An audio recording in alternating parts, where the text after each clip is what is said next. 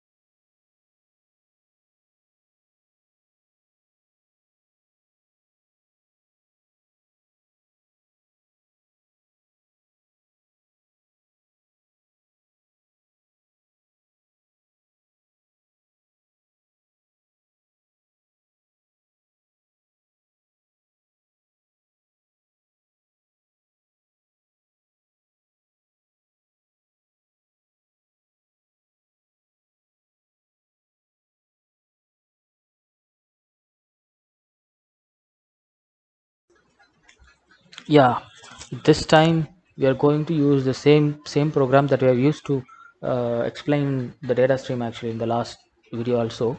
Here we are using the same program to read an integer. See, we are including int num next to the string s name. Then since the same data input stream used, I left everything that input stream in input equal to new data input stream system in. So we are going to read a data, so let it be there, no problem. And second system.out.println, edit it as enter the number, because we are going to read a number now, and which is followed by s name equal to input dot read line is the function we have been used, so there is no problem. We are going to read it as a string only, and which is followed by number. Num equal to, now we are going to assign the value of our number. Num equal to the integer dot parse, integer dot parse, and parse int we are going to pass as integer snum. So this line means, this line what suggests is, you read the snum, which is a string, and parse the string into the integer and is assigned to num. What is the mistake here? Oh, we are using snum, so we are editing as snum and snum. The declaration and all the parts of the declaration should be the same. So yes num, here there is no hello. Instead of it, I just use you have entered what is the data type in which we have saved our integer. It is not s name, it is a num, num. Okay, let's go. It's all good. Everything exception is the same one, so there is no problem. and we saved it and compiled it. Now we are going to compile. Before that, you must go to the file and save project. Just save it, and I'm compiling it. Let's see what happens now, whether it's compiled or error. It's compiled and it asked me to enter a number, and what I entered, oh, here I should click it, and 77, and immediately the output comes, yes, you have entered 77. Since you have entered is in double quotes, so it comes as such, and num is 77 because 77 is read as string initially, and which is passed into the number, which is a 70, which is passed into an integer. The 77 is converted into 77 integer and is then assigned to num, and we are going to print, and we are print using num only, so that 77 is printed as an integer, not a string. That's it. And this is the place where too many people hate Java, and this was the place where I hate Java initially from when I was supposed to learn in my college days. See, we are into the 2 pages of Java coding, and still we don't understand what it means for. So that's a problem. That's a bit of problem with Java, and this is the first problem of Java I have encountered. See, we are reading everything as a string, and once if you wanted to convert it to an integer or a float or a double, you must parse it, which means you must cast it, you must convert the string into the respective data types, and then you are assigning to it, and then only you can use it. This is one variable. For example, if your program has 1000 variables, 1000 into 3, 3000 lines to just to read the variable and to assign it. So that's where the problem comes in. And as the day progresses on, as there are too many people like me hating Java, uh, I don't know what makes them to introduce this feature. Actually, the feature is, there's a feature called scanner, which we are going to discuss in the next slides, next part of video. This scanner is a particular type of package or a interface, a class that has its methods make lazy Java programmers like me to read integer as integer, to read float as float, to read the data type as it is, instead of doing all such nasty things. See, there is another thing also. If you are reading using data stream or whatever, or using the scanner of course, there are two more lines where you have to initialize the object of the particular class, which is, for example, data input stream. We are using, if you are using reading something from the program, you have to create an object to a class, to an input class, by using the new keyword and all. We have seen it. So there are two more lines there, so that two more lines will follow here also. You cannot get rid of all such nasty things at the stretch. So there people are working, it seems.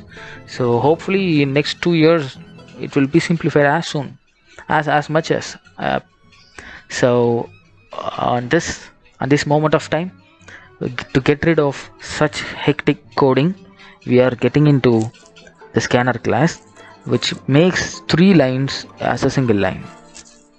So shall we?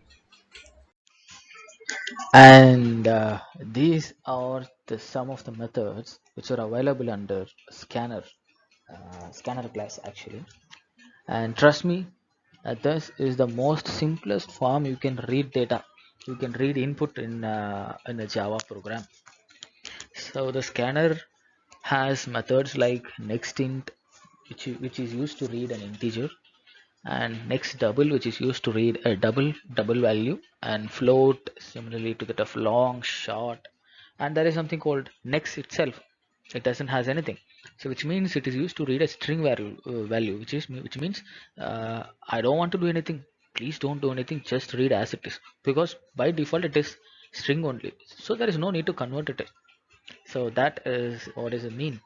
And next line is returns the next multiple word string value, which means the next, there is a difference between these two last two methods actually. Next is used to read the first word of the string, and whenever an white space encounters, the string will get interrupted and it gets terminated. So only it always reads the first word of the string. If you want to read the entire word, you must use next line as the reading method to read the entire function. Sorry, entire string. Okay, let's go to how to create a scanner class actually. How to read using these kinds of methods in the next slide of course. Yeah, this is how we should implement scanner in our program so that read the inputs as is. Okay.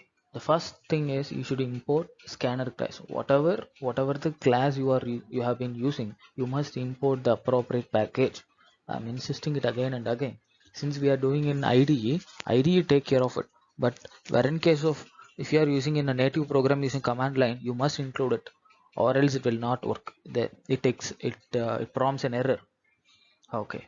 So the next line you know that public class my program, because there must be a class onto which a main method could exist. So this is the program.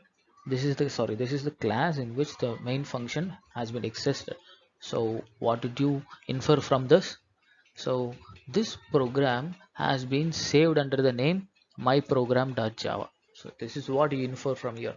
Okay, the next line we're getting into the public static void main string args, which is the main function where the execution has been started from, and that follows the line called scanner in equal to new scanner system.in, which means scanner is the class, in is the object. We are constructing a scanner object. See, class name followed by a name is called object, like int x, which means x is an integer variable. String str, which means we are declaring str as a variable that holds a string value. Similarly, class name which is followed by an identifier means that identifier is identified as the object to the class. So in this case, scanner space in, which means in is an object to the class scanner, and we are going to create memory for it. Instead of without allocating memory, it cannot store any such values. So you need an object to call the methods. So in order to call the methods and get values, it needs a memory. So we are creating a memory dynamically using the operator called new. So new scanner is the class to which I am creating an object. So scanner in equal to new scanner, and which stream I'm going to use. System.in means in is used to input. System.out means I'm going to use the output library. So it's a kind of methods which is listed under which we are going to use. Okay, next we are defining a variable double x, which means I'm going to I'm going to I'm going to get a double value from the user. So there, which is followed by some lines, and here you see x equal to in dot next double. See, you must note this. X equal to means x is already defined as a double. So if a variable has been defined as a double, I must store a double value into it.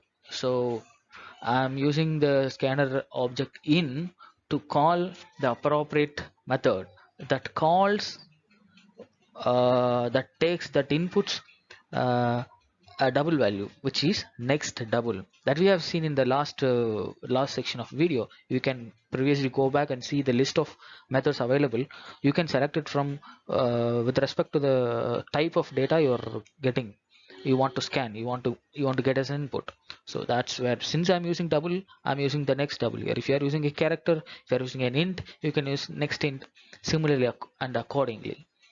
Okay, so this is how you should use scanner. You first import the scanner class, second construct scanner object, and third define a variable to receive the value, and then finally you can read the input by using the object scanner object we have already constructed and allocated.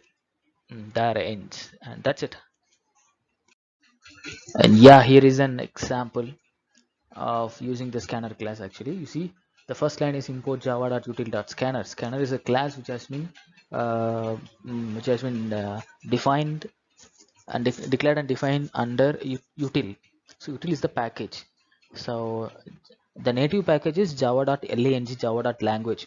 String is a data type that was declared in java.lang so that you can use string straight away. Similarly, if you want to use the scanner objects and if you want to call the methods which have been declared in the scanner, you must include java.util. Okay. Then proceeds with Java class add. Add is the name of the class in which the main function has been existed or has been returned. So public static void main string aux. This is the main function where the execution had been initiated. And first line is system.out.println. Input the first number to add. So this is a simple program to add two numbers actually. Okay. So in second line is scanner scan, which means scan is an object of the class scanner, and which is equal to we are not assigning a equal to 2 means we are assigning the value 2 to a. 5 equal to 5 means you cannot assign because both L value and R value are the variables. You must have an L value, which means you must have a place where to locate it, where to store it. Okay, so in this case, scan equal to means we are assigning something to an object scan. What we are assigning is a new scanner system.in inside the bracket, which means we are assigning the object to the writes to the memory where it can access all the library methods that have already declared under scanner.in, sorry, system.in. So which means in this line you could have understood that you could have inferred that scan is used to get input simply. Okay, int n equal to scan dot next int, which means the object scan is used to fetch an integer input from the user and is stored as num1. And second line is we are inputting the second number to add, so it is prompted in the screen actually, and then you are able to given press a number called, for example, 10. So that 10 has been read as integer using the object scan and is assigned to number 2, num2. And there is an assignment statement which is followed. Int num3 equal to num1 plus num2, which means I have to add those two integers and this saved into num3. And there follows a system.out.println, which means a display statement which is used to display the answer is the value that have been already stored in num3. So you just copy down the same program and you change the integer as double or float, or even a string. Just try to concatenate two strings using plus and do some changes and run in your IDE whether it works fine. So by this exercise you must have understood that how to use the scanner class to read different types of object actually.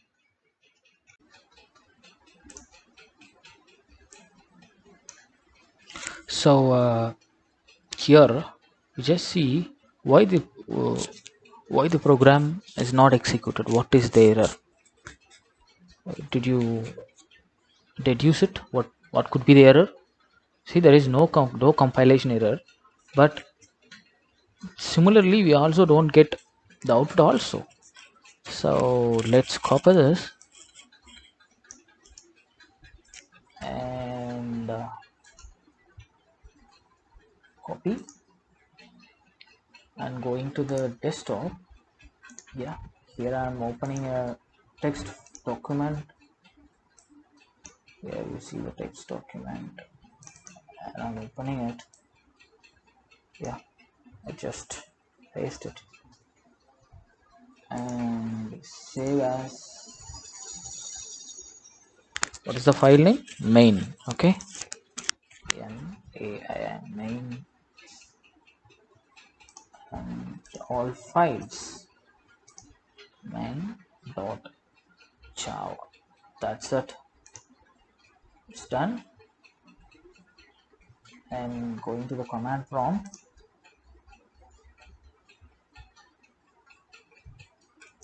here it is. Now where it is actually, it is in the desktop. We must go to the desktop. So how to go to the desktop? Here it is, cd desktop, SQTOP desktop. Let us enter it and let's check whether the program or whether the file has been there, whether it is there. Do you remember, this is the last two files we have done in the previous exercises. Yeah, here is the main.java, it's here. So okay, let's compile it. Java c main dot java to check whether there is an error or not, and there is no compilation error. It works fine. Okay, since we are going to give the command prompt input, we have to give the input while we are running it, while we are executing it using the java command. So in the IDE, if you're clicking the run button, it just executes without any arguments. So only we don't receive any such of outputs there. So here you see the difference.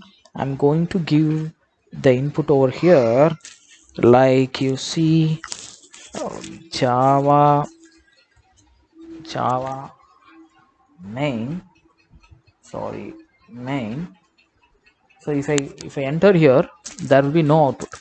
See, the command line arguments are, there is no arguments I have given while running it, while executing it. Now I'm going to give some arguments like 1, 2, 3, 4 and 5. Let's see what will be the output.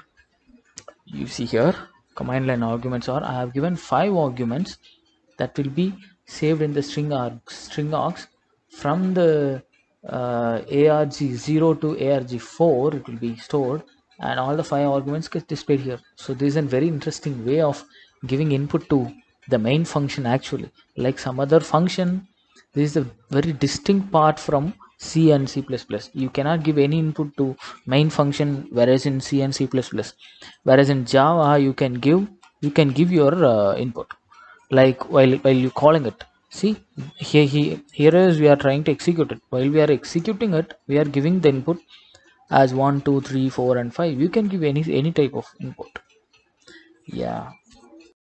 So on a summary note, so far we have discussed about the ways of reading integers, floats, doubles, characters, strings, and all the other data types into a Java program using 3 ways. One is using the conventional data string, and second is the new feature called scanner class, and the last one is command prompt. So command line arguments, as a command line arguments. Using command line arguments, you can only pass information or data into the main method only. So you cannot go into the class. And there is one more way of giving inputs to the functions or methods, which is residing inside a class, that is through objects, by instantiating objects and assigning objects. That will be discussed under the objects topic, and hope you all see soon. Thank you.